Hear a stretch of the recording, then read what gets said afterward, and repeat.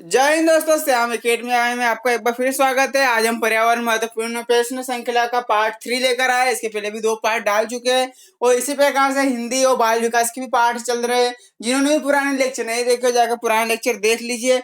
तो इस सेशन का पहला क्वेश्चन है, पर्यावरण का जैविक कारक है। यहाँ पर विशेष तौर पर क्वेश्चन में हमें देखना है कि जैविक कारक पूछा हुआ था। पर्यावरण का जैविक कारक क्या होगा?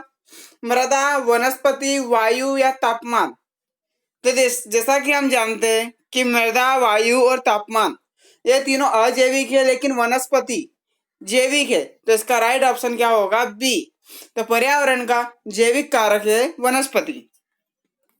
ठीक इसी प्रकार से ले तो पर्यावरण में सम्मिलित है जल मंडल, वायुमंडल, स्थल मंडल या उपयुक्त सभी। तो पर्यावरण में सम्मिलित है उपयुक्त सभी, क्योंकि जल मंडल भी होता है, वायुमंडल भी होता है और स्थल मंडल भी होता है, इसलिए इसका राइट ऑप्शन है डी। इसी प्रकार से क्वेश्चन नंबर 3 की तरफ हम चलते हैं। तो पर्यावरण का तत्व है जल, वायु, मिट्टी और सभी। तो पर्यावरण का तत्व है जल, वायु, मिट्टी और सभी। तो हम जानते हैं कि पर्यावरण मतलब हर वो चीज हमारे आसपास के चारों ओर का वह आवरण जिसमें हम रहते वह क्या कहलाता है? पर्यावरण। तो जल, वायु और मिट्टी ये सभी आ जाएगा। तो इसका राइट ऑप्शन है डी। ठीक इसी प्रकार क्वेश्चन नंबर 4 की तरफ चलते हैं। तो पर्यावरणीय निश्चयवाद का प्रतिपादक कौन थे? पर्यावरणीय निश्चयवाद के प्रतिपादक कौन थे? Carl Ritter, Griffith Taylor, Davis या इनमें से कोई नहीं। तो इसका राइट ऑप्शन क्या होगा? देखिए इस प्रकार से क्वेश्चन लेखक के प्रतिपादक खोजकर्ताओं के क्वेश्चन आते हैं और जब हम इसे एक तारीख से शुरू करेंगे, हम रेगुलर जो क्लासेस शुरू करेंगे बोर्ड पे, तो उस पर हम मतलब एक वैज्ञानिकों की अलग से एक लिस्ट बनवा देंगे जिसमें पारिस्थितिकी तंत्र की खोज किस तरह करी थी। ये सारे क्वेश्चन जो है प्रतिपादक है, ये सारे हम उसमें कवर करेंगे। सो पर्यावरणीय निश्चयवाद के प्रतिपादक कार्ल रिटर थे। तो इसका राइट ऑप्शन है ए। इसी प्रकार से हम आगे बढ़ते हैं।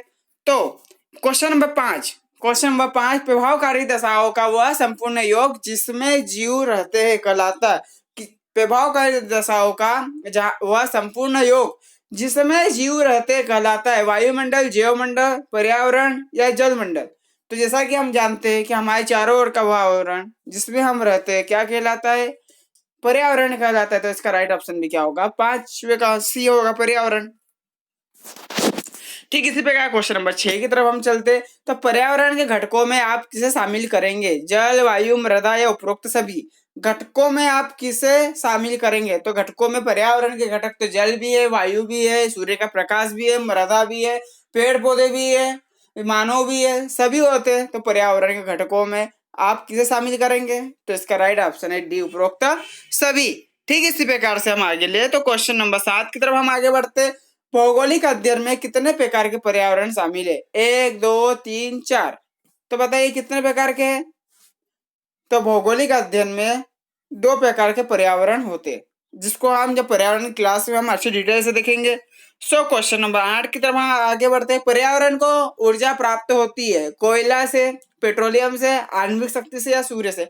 पर्यावरण जब ये जो कोयले से जो हम कोयले को जलाकर जो हम ऊर्जा प्राप्त करते हैं, पेट्रोलियम से जो ऊर्जा प्राप्त करते हैं, आणविक शक्ति से जो हम ऊर्जा प्राप्त करते हैं, सब कृत्रिम रूप से। लेकिन जो पर्यावरण है जो प्रकृति के अनुसार जो शुरू से, ये तो हम अभी कुछ शतकों से शुरू करा है हमने कोयला, पेट्रोलियम और आणविक शक्ति से। लेकिन सूर्य का प्रकाश जो है पर्यावरण को ऊर्जा शुरू से प्रदान करते आया है जब से पृथ्वी है। तो पर्यावरण को ऊर्जा प्राप्त होती है किससे? सूर्य से। तो इसका राइट ऑप्शन क्या है? डी। इसी प्रकार से हम आगे बढ़ते हैं। तो क्वेश्चन नंबर 9 नगरों में पर्यावरणीय असंतुलन होता है। असंतुलन ध्यान रखिए, संतुलन असंतुलन में, क्योंकि क्वेश्चन में हम नहीं इसको हम ज्यादा ध्यान नहीं दे पाते, अशब्द का और एक नहीं शब्द का। सो यहाँ पर नेगेटिव पॉइंट पूछा है, असंतुलन होता है तो मल निकासी से, आवासीय समस्या से, जलाऊ लकड़ी से या उपरोक्त तीनों। तो जैसा कि हम जानते हैं कि नगरों में जो पर्यावरण का जो असंतुलन है, जो मल निकासी होता है, मल निकासी के कारण भी होता है, आवासीय समस्या से भी होता है और जलाऊ लकड़ी के उपयोग से भी होता है। तो इसका राइट ऑप्शन है डी, उपरोक्त तीनों। इसी प्रकार से क्वेश्चन नंबर 10 की तरफ हम चलते हैं। तो पर्यावरण ह्रास का पर्यायवाची है। पर्यावरण अवनयन, पर्यावरण निम्नीकरण, पर्यावरण, अपकर्षण, उपरोक्त तीनों। आंसर तो शायद आपने देख ही लिया होगा। तो पर्यावरणीय ह्रास, पर्यावरण का ह्रास जो होता है, नुकसान मान लीजिए, तो इसका पर्यायवाची क्या है? तो पर्यावरणीय अपकर्षण भी है, पर्यावरण का निम्नीकरण भी है और पर्यावरण का अवनयन भी है। तो क्वेश्चन नंबर क्वेश्चन नंबर 10 का सही आंसर है डी। ठीक इसी प्रकार क्वेश्चन नंबर 11 की तरफ हम चलते हैं। तो पारिस्थितिकी विज्ञान केंद्र कहाँ स्थित है? नई दिल्ली, इलाहाबाद, पुणे या बेंगलोर?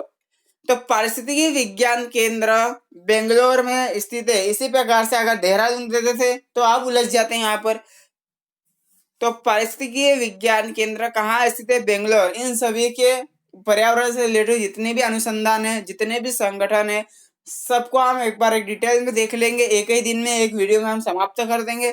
सो बने रहिए और एक तरीके से आपका रेगुलर कोर्सेस शुरू हो जाएंगे। जब तक आपके लिए हम इधर क्वेश्चन सीरीज हम आगे चलाते रहते हैं।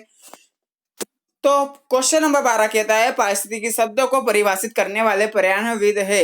अलेक्जेंडर वान हम्बोल्ट, थियोफ्रेसेस, अर्नस्ट हैकेल या डार्विन? तो पारिस्थितिकी शब्द को परिभाषित करने वाले पर्यावरणविद है।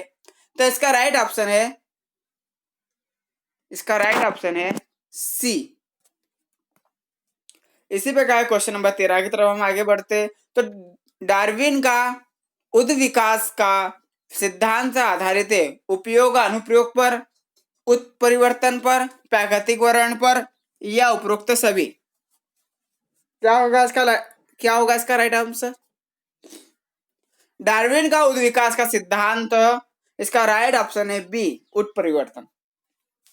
इसी प्रकार क्वेश्चन नंबर 14 की तरफ हम बढ़ते। तो पारिस्थितिकी में अध्ययन किया जाता है सजीव जगत का, वनस्पति जगत का, निर्जीव जगत का या सभी का? तो पारिस्थितिकी में सजीव, निर्जीव, वनस्पति सभी का किया जाता है। तो इसका राइट ऑप्शन है डी, उपरोक्त सभी। इसी प्रकार क्वेश्चन नंबर 15 की ओर बढ़ते। तो विज्ञान की किस शाखा के अंतर्गत पर्यावरण एवं विभिन्न जीवों के अंतर संबंधों का अध्ययन किया जाता है? पर्यावरण में, पारिस्थितिकी में, पारिस्थितिकी तंत्र में और प्राकृतिक इतिहास में? तो विज्ञान की किस शाखा के अंतर्गत पर्यावरण एवं विभिन्न जीवों का अंतर संबंधों का अध्ययन किसमें किया जाता है? तो इसका राइट ऑप्शन है पारिस्थितिकी में। तो इसी प्रकार से यहाँ का सेशन खत्म होता है। तो जिन्होंने लाइक से सब्सक्राइब नहीं किया हो, लाइक से सब्सक्राइब कर दीजिए। एक तारीख से आपका कोर्स रेगुलरली शुरू होने वाला है। सो जय हिंद, जय भारत।